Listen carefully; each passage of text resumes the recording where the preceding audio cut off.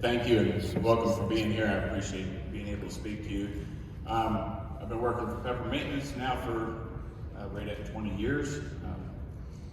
I've been blessed to know a lot of you.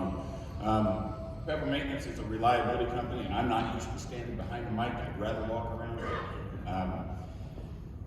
We're a reliability company. Our whole idea and our whole focus is just to keep your facilities running. And we use a lot of different technologies to do that, but motion amplification is the newest one.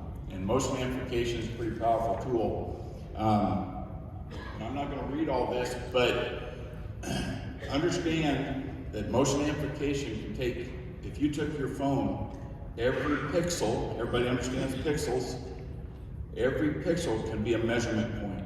So we can actually measure how far and how often something is moving in that video, in that picture. So this is basically vibration analysis that we're bringing back so that we can see. And we don't have to be highly educated to understand.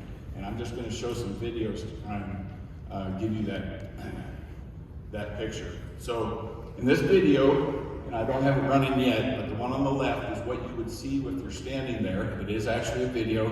The one on the right is amplified. So tell me how I do this. Oops. Oh, there.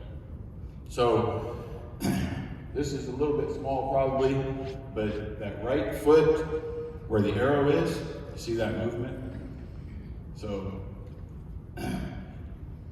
you can't see it with your naked eye, but now we're able to see that. And that tells us if we've got flexing and we've got movement in this motor that should not be there.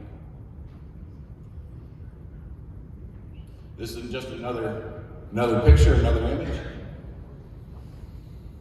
And again, you can see the motor on the right where we amplify the video. The left hand is video, but the one on the right, you can see that motor's rocking back and forth. This is one that I really like. Pretty self-explanatory when you can see it.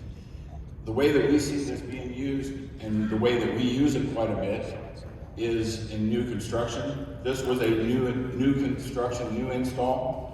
And these typically rock like that. We see them a lot. But if you look on the left, this isn't rocking a whole lot, but what it does, and what I can see is we can see the bearing on the drive side, how it is moving.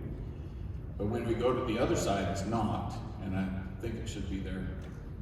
So now the bearing on this side is pretty still. So that gives us kind of an indication of what's happening between those bearings. If we've got a shaft flexing, it would not surprise me if this ended up breaking the shaft at some point.